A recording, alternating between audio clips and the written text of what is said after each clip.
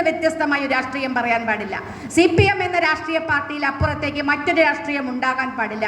ആ പാർട്ടി മാത്രമേ സംസാരിക്കാൻ പാടുള്ളൂ, ആ പാർട്ടി മാത്രമേ പ്രവർത്തിക്കാൻ പാടുള്ളൂ, ആ പാർട്ടിയുടെ പിന്നിൽ മാത്രമേ ആളുകൾ നിൽക്കാൻ പാടുള്ളൂ എന്ന ധാർഷ്ട്യത്തിൻ്റെ ഭാഗമായി അതിനകത്ത് അതിനെ നിൽക്കാൻ ഞങ്ങൾക്ക് മനസ്സില്ല എന്നും ഞങ്ങളൊരു ഇടതുപക്ഷ രാഷ്ട്രീയം, ഒരു ബദൽ രാഷ്ട്രീയം ഈ മണ്ണിൽ മുന്നോട്ട് വെക്കുന്നു. അത് ഈ നാട്ടിലെ അധ്വാനിക്കുന്ന ജനവിഭാഗങ്ങളെയാണ്, അരികുവൽക്കരിക്കപ്പെട്ട ജനവിഭാഗങ്ങളുടെയാണ്, ഈ നാട്ടിലെ പട്ടിണി പാവങ്ങളുടേതാണ്. അവർക്ക് വേണ്ടി സംസാരിക്കാൻ ആളുകളില്ലാതെ അവർക്ക് വേണ്ടി സംസാരിക്കണമെന്ന് തന്നെയാണ് തീരുമാനിച്ചത്. അതിൻ്റെ ഭാഗമായിട്ട് തന്നെയാണ് മുന്നോട്ട് പോയതും ചന്ദ്രശേഖരൻ ഉൾപ്പെടെ. പക്ഷേ കിട്ടിയ അനുഭവം എന്താണ് എന്ന് നമുക്കറിയാം.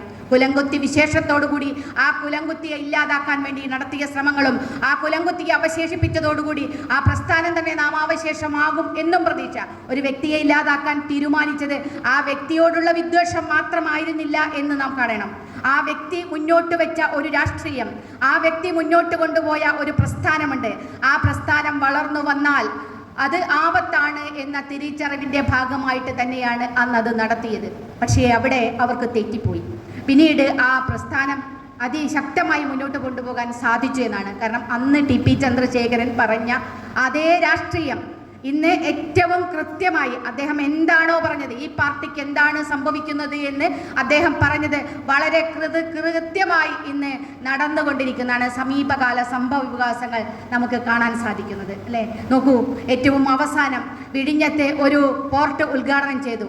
ആ പോർട്ട് ഉദ്ഘാടനം ചെയ്ത് നമുക്കറിയാം 6000 കോടിയുടെ അഴിമതി പിണറായി വിജയൻ പാർട്ടി സെക്രട്ടറി ആയിരിക്കുന്ന സമയത്ത് 6000 കോടിയുടെ അഴിമതിയാണ് എന്ന് പ്രഖ്യാപിച്ചുകൊണ്ട് അതിനെതിരെ നഖശികാന്തം എതിർക്കുകയും അതിനെതിരെ രംഗത്ത് വരികയും ചെയ്ത അതേ പാർട്ടി, അതേ സെക്രട്ടറി ഇന്ന് മുഖ്യമന്ത്രിയായിരിക്കുമ്പോൾ അതിൻ്റെ അമിതാവേശത്തോടുകൂടി അതിൻ്റെ ഉദ്ഘാടനങ്ങളും അതിൻ്റെ പ്രവർത്തനങ്ങളും നടത്തുന്നത് നമുക്ക് കാണുന്നു. അതേ വേദിയിൽ നിറച്ച് ആ പാർട്ടിയുടെ ഭരണപക്ഷത്തിൻ്റെ ഒരു നേതാവിൻ്റെ ഒരു പ്രസംഗം നമ്മളെ എല്ലാവരെയും, ഒരുപക്ഷെ ഈ നാട്ടിലെ ഓരോ കമ്മ്യൂണിസ്റ്റുകാരനെയും, കമ്മ്യൂണിസ്റ്റ് രക്തം സിരകളിലോടുന്ന സാധാരണ കമ്മ്യൂണിസ്റ്റുകാർ, ഇവിടെ ഇപ്പോൾ പറഞ്ഞ ഞാൻ ഇൻവെർട്ടർ കോമല്ല ഇന്നത്തെ കമ്മ്യൂണിസ്റ്റുകാരല്ല, മറിച്ച് ഈ പാർട്ടിക്ക് വേണ്ടി ജീവൻ കൊടുത്ത, ഈ പാർട്ടി വളരണമെന്ന് ആഗ്രഹിച്ച ഒരുപാട് കമ്മ്യൂണിസ്റ്റുകാരുടെ എല്ലാവരുടെയും മുഖം താഴ്ത്തേണ്ടി വന്ന ഒരു നിമിഷമായിരുന്നു അത് എന്നതാണ്. ഒരു കക്ഷിയുടെ നേതാവ് ആ വിഴിഞ്ഞം പോർട്ടിൻ്റെ ഉദ്ഘാടന വേദിയിൽ സംസാരിക്കുന്ന ആ ഒരു നേരത്തെ സുധീർ പറഞ്ഞൊരു മാറ്റം അവിടെയാണ്. എന്താണ് പറയാണ് അദാനി ഞങ്ങളുടെ പാർട്ട്ണറാണ് എന്ന്. അത് ഒരു ലജ്ജയുമില്ലാതെ ഒരു കമ്മ്യൂണിസ്റ്റ് പാർട്ടിയുടെ ഒരു ഭരണപക്ഷത്തിൻ്റെ നേതാവ് അദാനി ഞങ്ങളുടെ പാർട്ട്ണറാണ് എന്ന് പറയുന്നിടത്തേക്ക് ഒരു ഇടതുപക്ഷം മാറിയിട്ടുണ്ടെങ്കിൽ ആ ഇടതുപക്ഷമാണ് ഏറ്റവും വലിയ മഹാദുരന്തം എന്ന് നമ്മൾ പറയേണ്ടിയിരിക്കുന്നു. അതാണ് ഇടതുപക്ഷത്തിനെത്തിയ ഏറ്റവും വലിയ ദുരന്തം. അതിനുശേഷം അതേ വേദിയിൽ ബഹുമാനപ്പെട്ട ഇന്ത്യയുടെ പ്രധാനമന്ത്രി സാക്ഷാൽ നരേന്ദ്രമോദി കമ്മ്യൂണിസ്റ്റ് പാർട്ടിയിൽ വന്ന മാറ്റത്തെ പുകഴ്ത്തുകയാണ്.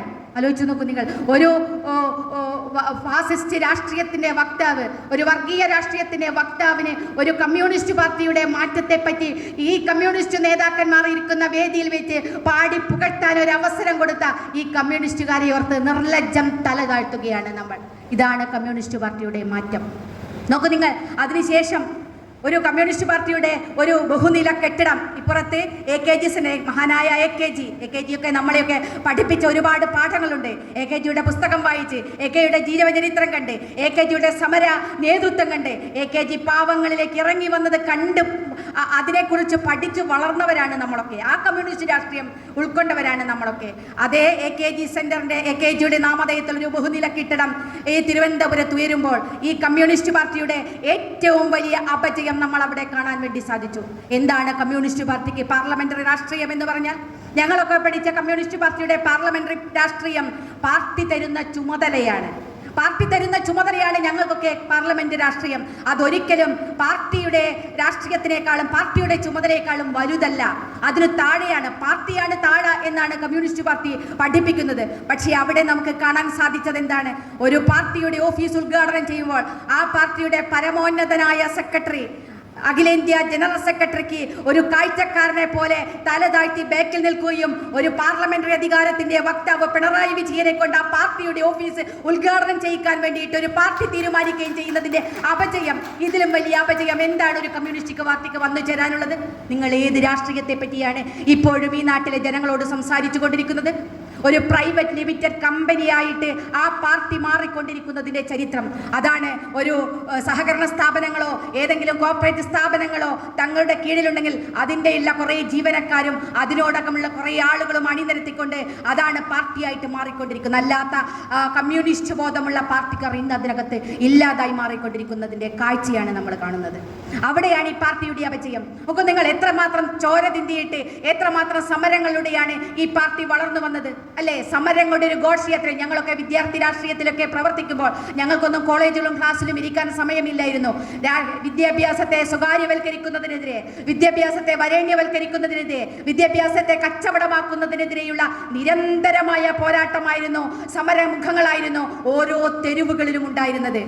ആ രാഷ്ട്രീയത്തിനെതിരായിട്ടാണോ ആ വിദ്യാഭ്യാസം പണമുള്ളവൻ മാത്രം പഠിക്കുന്ന വിദ്യാഭ്യാസം നമുക്ക് വേണ്ട, ഇവിടെ സാധാരണക്കാരനെ പഠിക്കുന്ന വിദ്യാഭ്യാസം വേണമെന്ന് ആവശ്യപ്പെട്ടുകൊണ്ട് തെരുവുകളിൽ സമരം ചെയ്തവരാണ് ഞങ്ങൾ.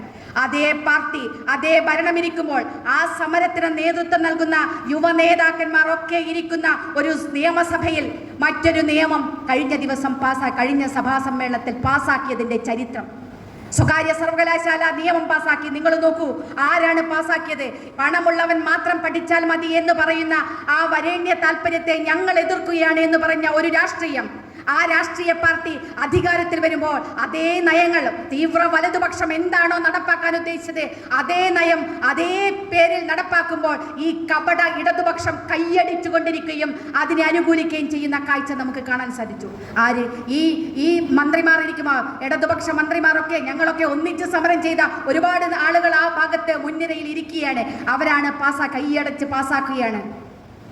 അവിടെയാണ് അതിനെ എതിർക്കാൻ ഞങ്ങൾക്ക് ഈ നിയമം ഒരുപക്ഷെ ഒറ്റയാൾ പോരാട്ടമാണെങ്കിൽ പോലും ഈ നിയമത്തെ ഈ സാധാരണക്കാരെ പഠിക്കാൻ സാധിക്കാത്ത പണമുള്ളവൻ മാത്രം പഠിക്കട്ടെ എന്ന ഈ വിദ്യാഭ്യാസത്തെ കച്ചവടം ചെയ്യുന്നതിനെ ഞങ്ങൾ എതിർക്കുന്നു എന്ന് പറഞ്ഞുകൊണ്ട് വോട്ട് ചെയ്യേണ്ടി വന്ന ഒരൊറ്റയാൾ എന്ന നിലയ്ക്ക് ഇതാണ് ഈ രാഷ്ട്രീയം, ഇതാണ് ഇടതുപക്ഷ രാഷ്ട്രീയം, ഇതാണ് ഈ കപട കമ്മ്യൂണിസ്റ്റ് രാഷ്ട്രീയം ഇന്ന് നടപ്പായിക്കൊണ്ട് പൂർണ്ണമായിട്ട് മൂലധന ശക്തികൾക്ക് അടിയറ വെച്ചിരിക്കുകയാണ്. വികസനം എന്ന് പറഞ്ഞാൽ ഈ മൂലധനത്തിന്റെ കച്ചവടമാക്കി മൂലധന രാഷ്ട്രീയമാക്കി മാറ്റിക്കൊണ്ടിരിക്കുകയാണ്. ആ രാഷ്ട്രീയം ഈ മണ്ണിൽ നടപ്പാക്കിക്കൊണ്ടിരിക്കുക. നിരവധി ഉദാഹരണങ്ങൾ നമുക്ക് പറഞ്ഞാൽ തീരാത്തത്ര മാറ്റങ്ങൾ, ഒരു പാർട്ടിക്ക് വന്ന മാറ്റങ്ങളെ നമുക്ക് കാണാൻ സാധിക്കും. എല്ലായിടത്തും യോഗങ്ങൾ ഇപ്പോഴും മന്ത്രിസഭയുടെ 4ാം വാർഷികത്തോടനുബന്ധിച്ച് എല്ലായിടത്തും യോഗം നടന്നുകൊണ്ടിരിക്കുന്നു. കഴിഞ്ഞ പ്രാവശ്യം മന്ത്രിസഭ ഒന്നടങ്കം ജനങ്ങളിലേക്ക് ഇറങ്ങുന്നു എന്ന് പറഞ്ഞു പൗരപ്രമുഖന്മാരെ വിളിച്ച് യോഗം നടത്തുന്നു. ആരാണ് ഈ പൗരപ്രമുഖന്മാർ? ഞങ്ങൾ ചോദിച്ചു, നിങ്ങളുടെ പൗരപ്രമുഖന്മാർ ആരാണ്? നിങ്ങളുടെ പൗരപ്രമുഖന്മാർ ഈ നാട്ടിലെ ആദിവാസികളുണ്ടോ? ഈ നാട്ടിലെ പട്ടികജന വിഭാഗങ്ങൾ നിങ്ങളുടെ പൗരപ്രമുഖരിലുണ്ടോ? അവരുടെ പ്രശ്നങ്ങൾ കാണാൻ നിങ്ങൾക്ക് സാധിക്കുന്നുണ്ടോ? അട്ടപ്പാടിയിലൊക്കെ ഭൂമി കയ്യേറി ഒരുപാട് ആളുകൾ ഈ പാവപ്പെട്ടവരെ ഭൂമി അധിവസി തട്ടിപ്പടിച്ച് കൊണ്ടുപോകുമ്പോൾ നോക്കുകുത്തിയായിരിക്കുന്നു. നിയമം നിങ്ങളുടെ മുന്നിലുണ്ട്, അധികാരം നിങ്ങളുടെ കയ്യിലുണ്ട്. പക്ഷേ പാവപ്പെട്ടവർക്ക് ഭൂമി ഒരു തുണ്ട് ഭൂമിക്ക് വേണ്ടി ആദിവാസികൾ അങ്ങോട്ടും ഇങ്ങോട്ടും നട്ടോട്ടം ഓടുമ്പോൾ ആ ആദിവാസികളോട് നിർത്തിക്കാൻ നിങ്ങളുടെ പൗരപ്രമുഖരുടെ കൂട്ടത്തിൽ നിങ്ങൾക്ക് വിളിക്കാൻ സാധിക്കാത്ത നിങ്ങൾ ഏതു പക്ഷത്തെ പ്രതിനിധീകരിക്കുന്നു? നിങ്ങൾ എങ്ങനെ തൊഴിലാളി വർഗമാകുന്നു? ഏത് വർഗരാഷ്ട്രീയം എന്ന്? നിങ്ങൾക്ക് ആ വർഗരാഷ്ട്രീയം ഇല്ല. അവിടെയാണ് ആശാപ്രവർത്തകരുടെ, പ്രിയപ്പെട്ട ആശമാരുടെ സമരത്തെ നമുക്ക് കാണാൻ സാധിക്കുന്നത്. 2.5 മാസത്തോളം സെക്രട്ടേറിയറ്റിന് മുന്നിൽ പലവിധമായ സമരം നടത്തി ഈ നാട്ടിലെ സ്ത്രീ തൊഴിലാളികൾ. അവരുന്നയിച്ച ആവശ്യം വലിയ 20,000, 50,000, 40,000 രൂപ വേണമെന്നല്ല, തങ്ങൾക്ക് ഒരു ദിവസം ജീവിക്കാൻ ആവശ്യമായ വേതനം 233 രൂപ കൊണ്ട് ഒരു കുടുംബത്തിന് എവിടെ ജീവിക്കാൻ സാധിക്കും? പ്രത്യേകിച്ചും ഈ നാട്ടിൽ അങ്ങേയറ്റം വിലവർദ്ധനവരുടെ നമ്മൾ പോകുമ്പോൾ അവരെടുക്കുന്ന പണിയോ രാപ്പകൽ പണിയെടുക്കുകയാണ്. നമ്മൾ ഒരുപാട് ചർച്ച ചെയ്തു. അവർ നമ്മുടെ കേരളം ആരോഗ്യത്തിന് നമ്പർ 1 എന്ന് അവർ പറയുകയാണ്. ഞാൻ അതും ഇൻവെർട്ടർ കോമയിലിടാം. നമ്പർ 1 ആരോഗ്യം കേരളം. എവിടെയാണ് നമ്പർ 1 എന്ന് പരിശോധിച്ചാൽ നമുക്കറിയാം. ഓരോ സർക്കാർ ആശുപത്രികളിലും ഓരോ മെഡിക്കൽ കോളേജുകളിലും എന്താണ് അവസ്ഥ എന്ന്. പാവപ്പെട്ടവർക്ക് ചികിത്സിക്കാൻ മതിയായ ചികിത്സ ലഭ്യമാകാൻ കഴിയാതെ, മതിയായ മരുന്നുകളില്ലാതെ നെട്ടോട്ടം ഓടുന്ന കാഴ്ച നമുക്ക് ഓരോ സർക്കാർ ആശുപത്രികളിലും കാണാൻ സാധിക്കും. അപ്പുറത്ത് കൂണുപോലെ മുളച്ചു പൊന്തുകയാണ് പ്രൈവറ്റ് ആശുപത്രികൾ. ഒരാൾക്കൊരു അസുഖം വന്നാൽ, ഒരു ക്യാൻസർ, ഒരു കിഡ്നി പേഷ്യന്റ് വന്ന് ഒരു വീട്ടിലുണ്ടെങ്കിൽ ആ കുടുംബം തീർന്നു, നശിച്ചു. അതോടെ ഒരു പാവപ്പെട്ട അവർക്ക് ഒരു ഗതിയുമില്ല. നിങ്ങൾ നോക്കൂ, മുമ്പെങ്ങും ഇല്ലാത്ത രൂപത്തിൽ നമ്മുടെ നാട്ടിൽ സഹായ കമ്മിറ്റികൾ വർദ്ധിക്കുകയല്ലേ അല്ലേ? എല്ലായിടത്തും സഹായ കമ്മിറ്റികൾ ഉണ്ടാവുകയാണ്. കാരണം ഈ ആളുകളെ സഹായിക്കാൻ പിരിവ് എടുത്ത് സഹായിച്ച് ചികിത്സിക്കേണ്ട ഒരു ഗതികേടിലേക്ക് നമ്മുടെ നാടിനെ എത്തിച്ചിരിക്കുന്നു. എന്തേ നമ്മുടെ സർക്കാർ സംവിധാനത്തിൽ അത് ചെയ്യാൻ സാധിക്കാത്ത വരുന്നത്? പിന്നെ നിങ്ങൾ ഏത് നമ്പർ 1 ആരോഗ്യത്തെ സംബന്ധിച്ചാണ് ഈ നാട്ടിൽ സംസാരിക്കുന്നത്?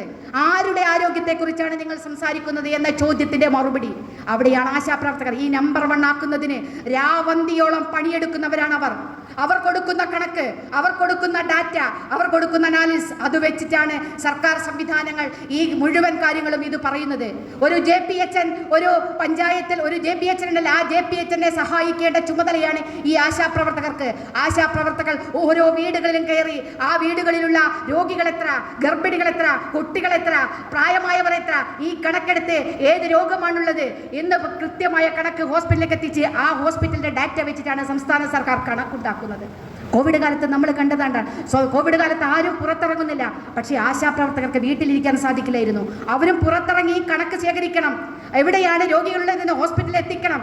അങ്ങനെ സ്വന്തം ജീവിതം പോലും, സ്വന്തത്തെ ആരോഗ്യം പോലും കളഞ്ഞ് പണിയെടുക്കുന്നവരാണ്. അവർ പറയുന്നു, ഞങ്ങൾക്ക് ഞങ്ങളുടെ വേതനം ഒന്ന് ചെറുതായി വർദ്ധിപ്പിച്ചു തരണം, വിരമിക്കുമ്പോൾ ഞങ്ങൾക്കൊരു ആനുകൂല്യം തരണം. അത് മാത്രമേ ആവശ്യമുള്ളൂ. പക്ഷേ ആ ആവശ്യങ്ങളെ അവരെ വിളിച്ച് ഒന്ന് ചർച്ച ചെയ്യാനുള്ള ഒരു മാന്യത, ചർച്ച നടത്തി. ഏത് ചർച്ചയായിരുന്നു എന്നറിയാം? പ്രഹസന ചർച്ചയല്ല, ആത്മാർത്ഥമായ ചർച്ച.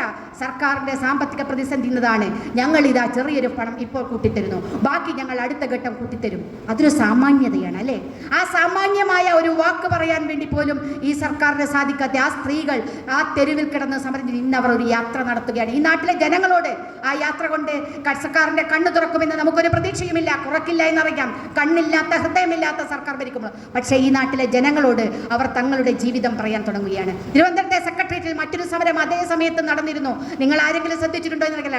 WCPO എന്ന് പറയുന്ന വനിതാ സിവിൽ പോലീസ് ഓഫീസർമാർ 18 ദിവസം അവരവിടെ ചെറുപ്പക്കാരികളായ പെൺകുട്ടികൾ അവിടെ സമരം ചെയ്തു. അവരുടെ റാങ്ക് ലിസ്റ്റിന്റെ കാലാവധി 19-ാം തീയതി അവസാനിക്കുമോ അന്ന് തന്നെ ആ ദിവസം വരെ കാരണം അവരുടെ റാങ്ക് ലിസ്റ്റ് ഒരുപാട് കഷ്ടപ്പെട്ടാണ് ഈ പോലീസിന്റെ റാങ്ക് ലിസ്റ്റിലൊക്കെ വരിക.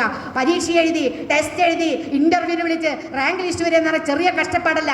അവരുടെ ജീവിതം മുഴുവൻ അവരെ ഹോമിച്ചിട്ടാണ് റാങ്ക് ലിസ്റ്റിൽ അവരെത്തുന്നത്. പക്ഷേ ഇവിടെ ഒഴിവുണ്ടായിട്ടും ആ ഒഴിവുകൾ നികത്താതെ ഈ റാങ്ക് ലിസ്റ്റ് കാലാവധി കഴിയുന്നത് വരെ അവരെ നോക്കുകുത്തികളാക്കി നിർത്തിയ ഒരു സാഹചര്യം നമ്മൾ കണ്ടു. ആ റാങ്ക് ലിസ്റ്റിലെ സ്ത്രീകൾ, പെൺകുട്ടികൾ അവിടെ സമരം ചെയ്തു. അവരെ കണ്ണീര് കൊണ്ട് ആണ് സമരം ചെയ്തത്. അവസാനം അവരവരെ റാങ്ക് ലിസ്റ്റ് ആ തെരുവിലിട്ട് കത്തിച്ചു.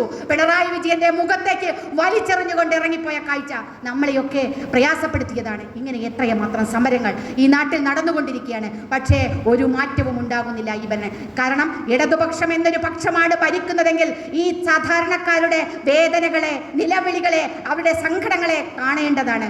അതുകൊണ്ടാണ് നിങ്ങൾ ഇടതുപക്ഷമല്ല, നിങ്ങൾ തീവ്ര വലതുപക്ഷമായി മാറിക്കൊണ്ട് കഴിഞ്ഞിരിക്കുന്നു എന്ന് പറയേണ്ടിയിരിക്കുന്നത്. അവിടെയാണ് നമുക്കൊക്കെ അബ്ദുൽ ഖാദറേയും PM കുട്ടൻ്റെയും പോലുള്ള സഖാക്കൾ അവർ നടത്തിയ ത്യാഗോജ്വലമായ പ്രവർത്തനങ്ങൾ, ഒരു നാടിനെ കമ്മ്യൂണിസ്റ്റ് പാർട്ടി വളർത്തിക്കൊണ്ടുവരാൻ വേണ്ടി തങ്ങളുടെ ജീവിതം മുഴുവൻ ഹോമിച്ചുകൊണ്ട് അവർ നടത്തിയ പ്രവർത്തനങ്ങളെ നാം വിലയിരുത്തേണ്ടത്.